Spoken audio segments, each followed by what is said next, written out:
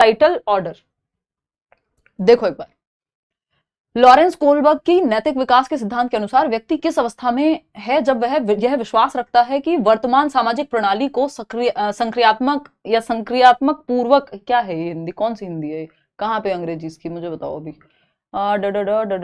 Maintaining the current social system ensures positive human relationship and societal order. सामाजिक प्रणाली को बनाए रखने में, संक्रिया पूर्वक बनाए रखने में धनात्मक मानवीय संबंध और सामाजिक वर्ग सुरक्षित रखता है। कुछ तो इस हिंदी के साथ किसी ने तो खिलवाड़ किया है जो मैं समझ नहीं पा रही हूँ। ठीक, देखिएगा एक बार, कुल मिला के क्या कह रहे हैं ये, कि कौन सी अवस्था है जब बच्चा ये जब व्यक्ति ये विश्वास रखेगा कि जो वर्तमान सामाजिक प्रणाली है उसको संक्रियात्मक ही रखो, यानी वैसे ही बनी रहे, वो जो ऑर्डर है मेंटेन्ड रहे, सोसाइटी में नियम कायदे कानून फॉलो होते रहे जैसे हैं, ताकि ऑर्डर बना रहे, केओस ना हो, है ना, अराजकता ना फैले बेसिकली। तो ये कौन सी स्टेज है, मॉरल डेवलपमेंट की थियरी दी है। मॉरल डेवलपमेंट क्या है, सही और गलत नैतिकता होती है, यानी मॉरल डेवलपमेंट कैसे होता है, सही और गलत का विकास कैसे होता है बच्चों में, इस पे थियरी दी है कोलबर्ग ने। ठीक, समझिए। The punishment and obedience orientation, यानी दंड और आज्ञा पालन अभिविन्यास।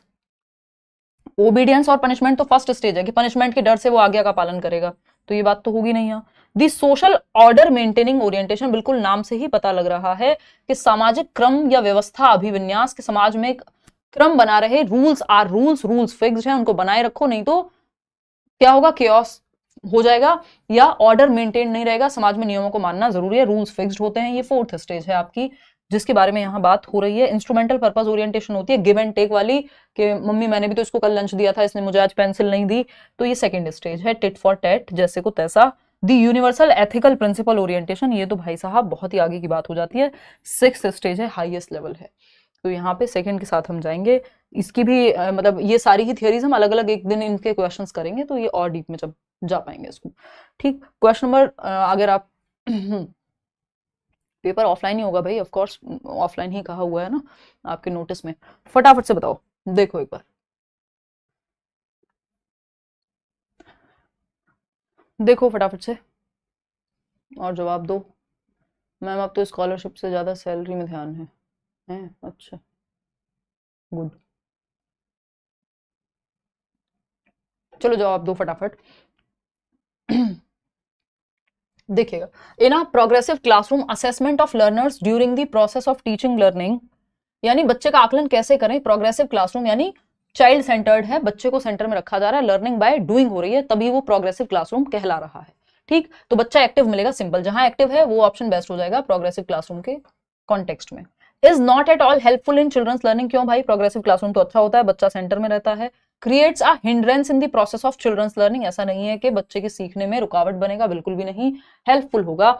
Is helpful in identifying high, low and non achievers, बच्चों को लेबल करना, ये हाई, लो, फर्स्ट, सेकंड, थर्ड, लास्ट, ये बेकार चीजें, इनसे बचिएगा, कभी भी एक नंबर नहीं मिल पाएगा और बच्चे का जीवन भी आप नष्ट कर देंगे अगर आप इसके पीछे भागेंगे तो।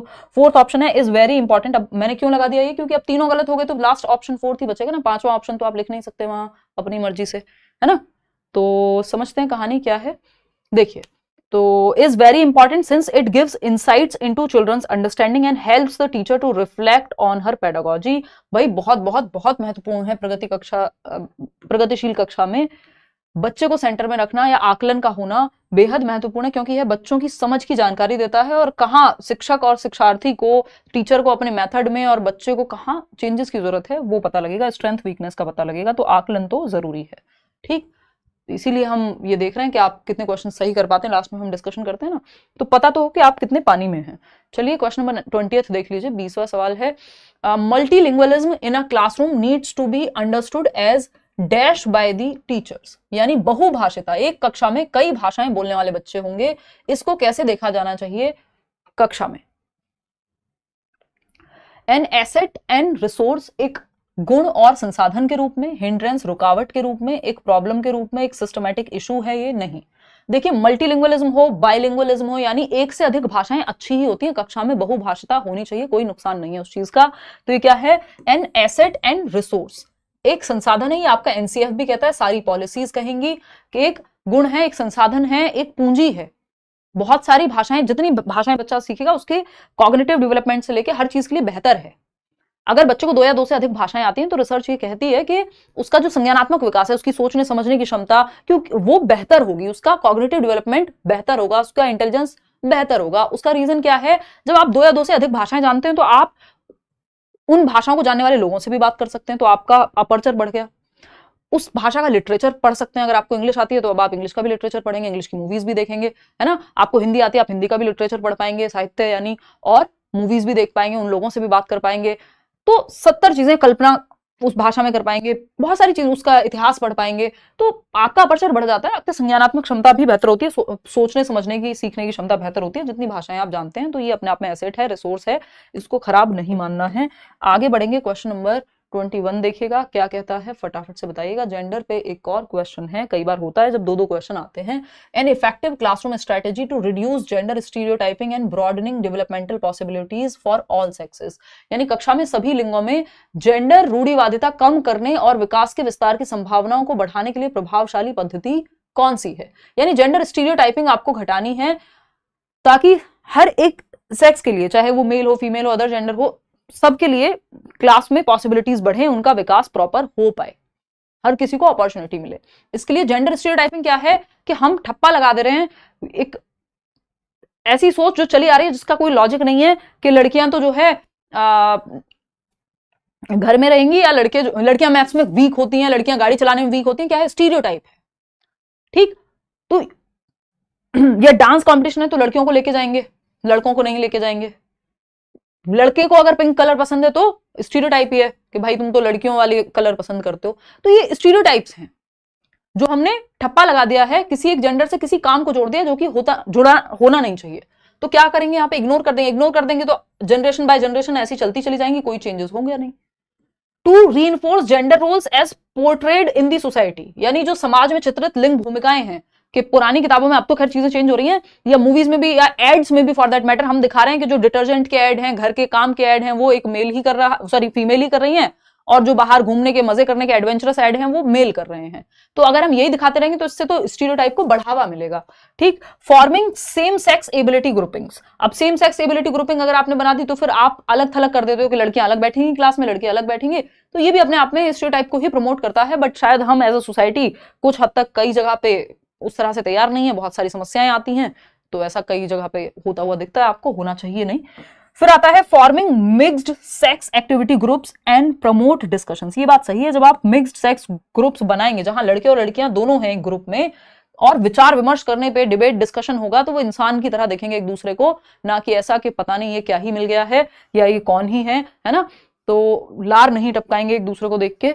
ठीक, अगर मिक्स्ड एबिलिटी ग्रुपिंग या डिफरेंट जेंडर या डिफरेंट सेक्स के लोग एक साथ डिस्कशन में इन्वॉल्व होंगे क्लास में, तो वो नॉर्मल हो जाएगा। चलिए खैर आगे बढ़ते हैं, क्वेश्चन नंबर 22 देखिएगा क्या है। ये बड़ा सा सवाल है, फटाफट से पढ़ते हैं।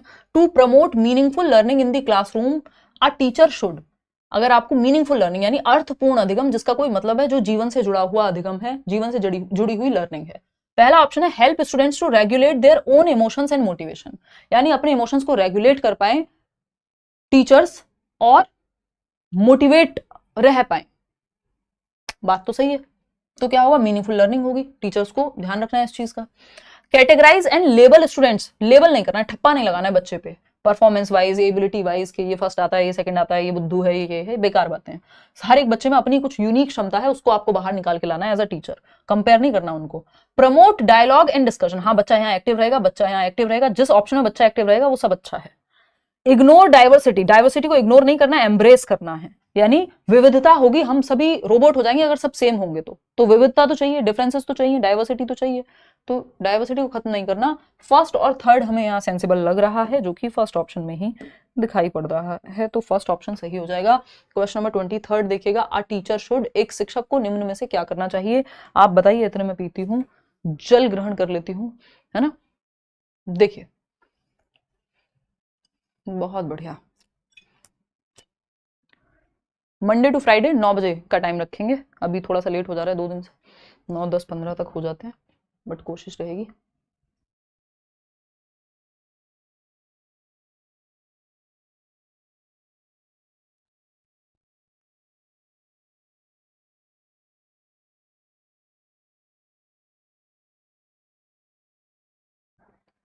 देखिएगा, तो अगर हम यहाँ देखें, पेन कहाँ गया, ये लो। आ टीचर शुड, टीचर को क्या करना चाहिए बताओ फटाफट से, क्या करो, सो जाना चाहिए चादर लेके क्लास में, ऐसी हरकतें नहीं करनी है, स्वेटर नहीं बुनना है, फोन नहीं चलाना है, एक्टिव रहना है टीचर को भी और बच्चों को भी। आपकी चाइल्ड सेंटर्ड एजुकेशन यही कह रही है कि बच्चा और टीचर दोनों एक्टिव है।